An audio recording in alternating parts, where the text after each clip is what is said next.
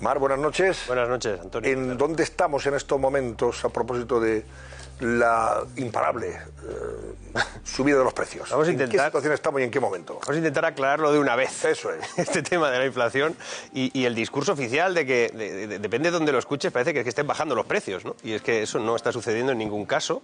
Aquí hay dos variables. Una que tiene que ver con que lo que nos está pasando ahora es que los precios suben algo más despacio que antes, pero siguen subiendo. Estamos en un 6,8%.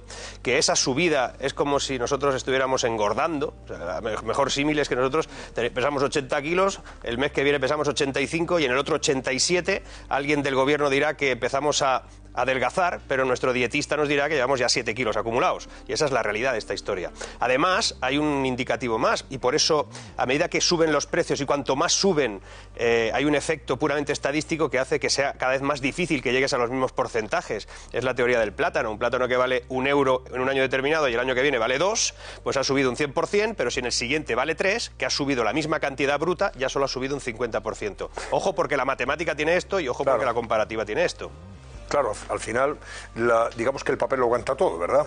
Y la estadística, cuando se retuerce, pues al final consigue objetivos extraordinarios, que no se corresponden con la realidad. No se puede mantener el discurso que se escucha, y por gente que en teoría de esto sabe, de que parece que estén bajando los precios. No bajan los precios. Cuando decimos que baja la inflación no es técnicamente así. Lo que baja es, o que se modera, es el crecimiento que tienen los precios todavía a un nivel altísimo, inédito desde hace muchísimo tiempo, y que todo eso se está acumulando. Eso se está acumulando y por eso la gente tiene la sensación de que cuando va al supermercado puede comprar menos cosas porque es que no ha bajado nada. Es que alguien se preguntará a lo mejor que hoy, como ha bajado la inflación según el discurso oficial, tendría que estar todo más barato en el supermercado y está todavía un 6 y pico más caro de media.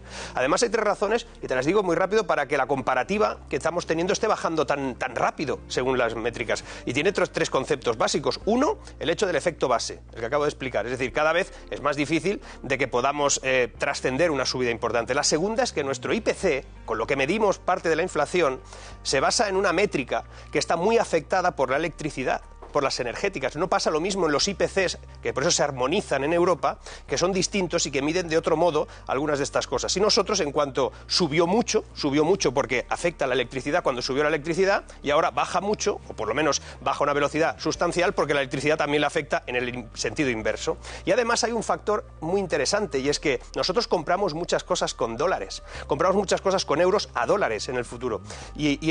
Durante todo este año lo hemos hecho en sucesivas ocasiones. Y lo interesante es que el euro se está recuperando frente al dólar, con lo cual ese 5 o 6% de variabilidad que está teniendo ya también afecta directamente a los costes de muchas de las cosas que compramos. Claro. Esos son los factores. Y luego por eso se habla de inflación subyacente también, que esa es la que más, digamos, castiga los bolsillos, porque son la que mide los productos sustanciales, los de extrema necesidad o los de necesidad permanente y cotidiana, ¿no?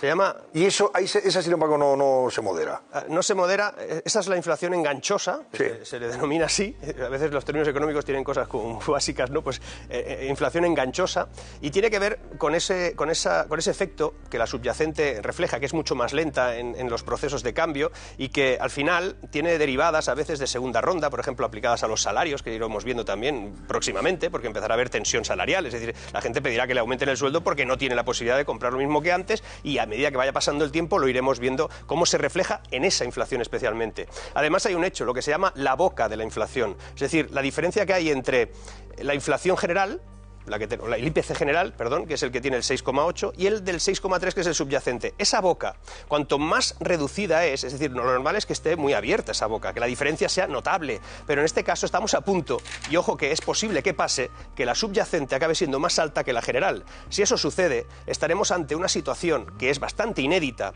y poco aconsejable, que significa que nuestra inflación estará en un nivel de enganchosidad, si se le puede nombrar así, como nunca antes. Y en estas circunstancias, ¿cómo analizas el hecho de que el gobierno mantenga la subida de las pensiones al 8,5%, ¿no? Que es lo que se ha fijado, ¿no? Esto es complicado. O sea, lo prometió el que promete algo, en teoría debería de cumplirlo, independientemente de cómo juega con todo eso. El tema está que tú no le puedes decir a los pensionistas que no les ajustas o que realmente aún les vas a hacer perder más poder adquisitivo, que recordemos que realmente los costes inflacionarios superan mucho ese 8,5 en muchísimos ámbitos de la vida, precisamente porque los alimentos, por ejemplo, han subido más de un 15.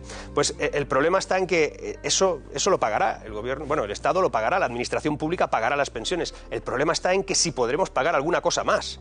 Es decir, aquí hay muchos servicios públicos, hay muchas reivindicaciones en la calle, hay muchas peticiones de más médicos, más profesores, más cosas, más administración, cuando la administración va a tener que estrecharse por algún sitio. Es imposible que pueda mantener el endeudamiento vinculado, por ejemplo, a las pensiones. Le debemos muchísimo dinero. Es decir, el ámbito de la seguridad social no hace más que recibir transacciones, en este caso transferencias a crédito del propio gobierno, de los propios presupuestos, a deuda todo ello, a déficit todo ello. No lo vamos a poder mantener durante mucho tiempo. O dejamos de hacer alguna cosa, o eso de las pensiones al 8 y pico va a ser muy difícil de cumplir. Y luego está el asunto del paro. ¿Cuántas veces hemos analizado y comentado que, desgraciadamente, se maquillan las cifras de los parados que realmente tiene España para presentar unos datos más positivos, cuando la realidad es que hay más de 500.000 de personas que están en el paro en estos momentos, pero no figuran en la estadística? Por eso decíamos antes que, claro, se retuerce la estadística, el papel lo aguanta todo y al final lo que se trata es de maquillar una realidad que no se corresponde con la misma. Yo aquí realmente me hago cruces, ¿eh? O sea, yo no comprendo hasta qué punto esto es un insulto a la inteligencia colectiva. Es decir, que alguien diga que en este país una persona que está en su casa, en el sofá de su casa, cambiando con el mando a distancia los canales de televisión, esperando que llegue primeros de mes para cobrar un subsidio público, es decir, el paro, y que no está trabajando y que no tiene todavía esa garantía de que va a trabajar dentro de 3 meses, aunque alguien le ha dicho que sí va a ser en la misma empresa en la que estuvo antes, y que se le llame ocupado cuando es un parado en regla. Es decir, eso a mí me sorprende. Me sorprende además que los medios en general no digan, perdone, no podemos seguir diciendo fijo discontinuo una persona que está parada, que cobra el paro y que está en su casa. No puede ser, no se ha denominado nunca así y no podemos seguir denominándolo de ese modo porque estamos mintiendo o por lo menos estamos falseando un diagnóstico que no nos permitirá en ningún caso darle un tratamiento real al tema del empleo. En este país hay mucha gente que no trabaja porque no encuentra el trabajo que quiere. Otra gente que trabaja a lo mejor y está en un entorno probablemente de la economía sumergida. Y luego hay un montón de gente que cree que está ocupada cuando en realidad todavía o no lo está o no lo va a estar. Esos 500, 600.000 españoles que están en esas condiciones falsifican, de algún modo, unas estadísticas que son necesarias hacerlas muy objetivas, muy al detalle, para poder darle un modelo de crecimiento a este país futuro adecuado, una formación a la gente adecuada para ese futuro económico, y que si no, de esta no vamos a salir de forma equilibrada, vamos a salir de una manera muy desequilibrada y muy inestable. Y en el modelo de crecimiento del futuro que se aproxima, si nosotros no hacemos las cosas bien, nos vamos a caer de división, que esto ya ha pasado antes, que hay países que eran muy potentes y que ya no están entre los principales, y países que no eran nada hace 20 años, que eran patatales, ahora son potencias mundiales. Bueno, pues leo aquí, por ejemplo, en el periódico de Álvaro Nieto, en The Objective, que la crisis se ha comido ya 10.400 millones de euros de los depósitos de los españoles en 3 meses. Eso significa que hemos tenido que recurrir a los ahorros para hacer frente a los gastos que nos está generando esta escalada de los precios, ¿no? O, por ejemplo, que 6 de cada 10 personas, 6 de cada 10, ya han decidido recortar en bares y restaurantes por el índice de precios al consumo. Claro. O sea, ya no consumen lo mismo que consumían antes. Hoy me pasaba. Hoy he estado en Alicante. Hoy hablaba con una persona que tenía una cafetería y me decía, tienen razón, porque estaban saliendo en televisión justo los datos del IPC mientras hacía el café. Me dice, tienen razón, ya de alguna manera bajan los precios, decía él, ¿no?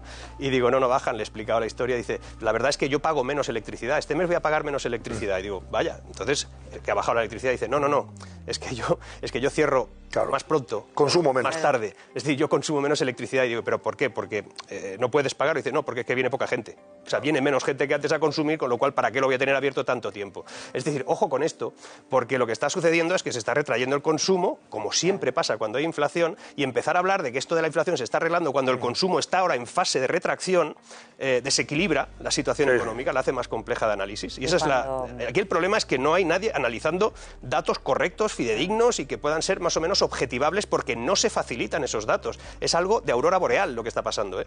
Y cuando se frena el consumo, si me permitís un segundo, lo siguiente es la destrucción de empleo, claro, porque tú no, al no haber consumo, pues las pymes no pueden muchas levantar las persianas. Había ahorros, porque había ahorros de los años de la COVID, pues ahí teníamos, cuando llegó el COVID, teníamos la hucha del cerdito y ahora la tenemos se está rompiendo, la tenemos que romper porque... Tengo otro análisis. Porque necesitamos, sí. De momento tenemos 4 meses en los que ya se está reduciendo el ahorro, es decir, 4 meses uno detrás del otro hay menos ahorros que el anterior, como publica The Objective en este caso, pero también sabemos que ahora mismo todavía hay más ahorro que si lo comparamos de forma anual. Es decir, si hacemos una comparativa anual hay más ahorro todavía, es decir, hay quien ha ahorrado en los primeros meses más de lo que ahorraba antes, pero eso significa que se está distorsionando el ahorro, se está distorsionando el efecto del ahorro. Unos están dejando de ahorrar porque no aguantan, porque no llegan a final de mes, pero hay otros que están ahorrando porque no consumen.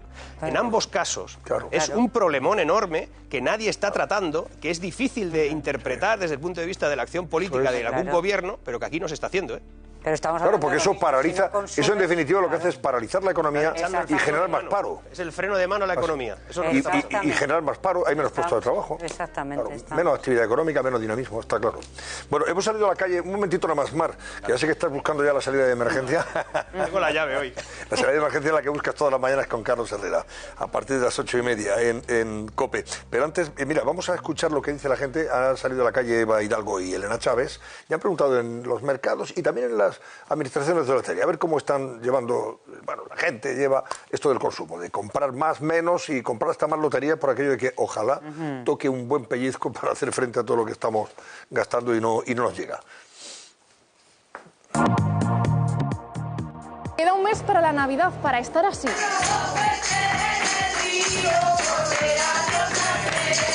Y las miradas están puestas en esto, en los precios. Vamos a ver si el menú para la cena de Nochebuena empieza a dispararse. Las paletillas y piernas de cordero hoy ya se te han agotado. Sí, las piernas y las paletillas de cordero sí. Están adelantando un poco las compras porque el cordero toda la semana sube un poquito. ¿Y ahora mismo a cuánto está? Pues despezado a 14, a 24, 25 euros y por medios ahora mismo a unos 19. ¿Y ha subido respecto a las semanas anteriores? Sí, claro, ha ido subiendo 2-3 euros cada semana. Enséñanos dónde tienes la merluza, que la tienes aquí.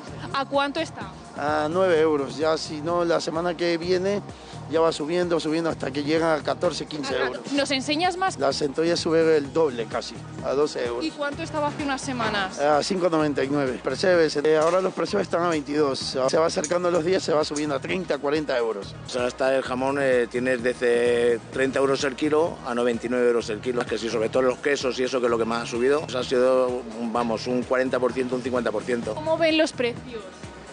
Como todo el mundo, altísimos. Cara a la cena de Nochebuena, ¿ya tienen pensado el menú? Sí, ya lo hemos comprado. ¿Ya lo han comprado? ¿Han sido tan previsores? Un poquito. Hombre, sale más económico. Vas a llamar exagerada, pero lo que es el solomillo, el lomo de ternera, cosas un poco más especiales, las he tenido que empezar a comprar en septiembre. ¿Qué hace en su caso? ¿Piensa el menú ya en verano? Es que tengo que ahorrar. ¿Se va a esperar al último momento? Al último no, pero vamos, voy a ir mirando. Como han escuchado, los consumidores están haciendo recortes en su cesta de la compra, pero lo que se mantiene es la venta de lotería de Navidad. Ya ven las colas que hay. Ya lo tengo después de 4 horas esperando. Lo haré como 15, 20 décimos. Yo cada año gasto más. Pues 300 euros por lo menos. Vengo ahora a gastármelo todo. Pues si nos toca, pero nada de nada. Que es una tradición que haces todos los años y parece que si no faltaría algo no sería Navidad. Porque al final tenemos la esperanza de que nos toque. Estamos con Bosco Castillejo, trabajador de esta administración de loterías. Doña Manolita, cuéntanos, ¿ha notado menos gasto en lotería este año? Lo que hemos notado es una afluencia más grande de gente, la verdad. Este año en julio había muchísima gente ya comprando lotería Navidad. Ya ven ustedes, ahí, mira, Mar, ese es un negocio, bueno, también es un negocio para algunas administraciones. Esta de doña Manolita pues tiene mucha fama, tiene muy conocida. Luego, claro, toca algún premio. ¿Cómo no va a tocar si él la lotería, o sea, la administración que más números vende? Pues estadísticamente, ¿verdad? Y proporcionalmente, pues algún premio tiene que dar, ¿no? Exacto. Eso es evidente. Dice, claro, luego ha tocado, pero si vendes 1000 números, tienes más posibilidades de que... Bueno, hay 1000 números distintos, tienes más posibilidades de que des algún premio que otra que vende a lo mejor 20 o 30. Hay unas cuantas administraciones en España que por histórico, ¿no? Y por el nombre incluso, la que está en sort, ¿no? que en catalán significa suerte, pues esa tenía como el marketing hecho. Y es verdad que manejan muchos números, además desde que se puede comprar y vender digitalmente, pues manejan aún más números, los puedes comprar de cualquier lugar y al final eso es estadística pura. Cuantos más juegas, más posibilidades tienes. Siempre. Al que le toca, si no te toca el gordo, al que le toca algo es aquel que no juega mucho. Es decir, que dices, bueno, me he ahorrado de jugar lo que juegan otros y con esto, con 1 o 2 décimos, yo creo que es suficiente. Y creo que ahora hay que ser cauto también en este tema. Por supuesto.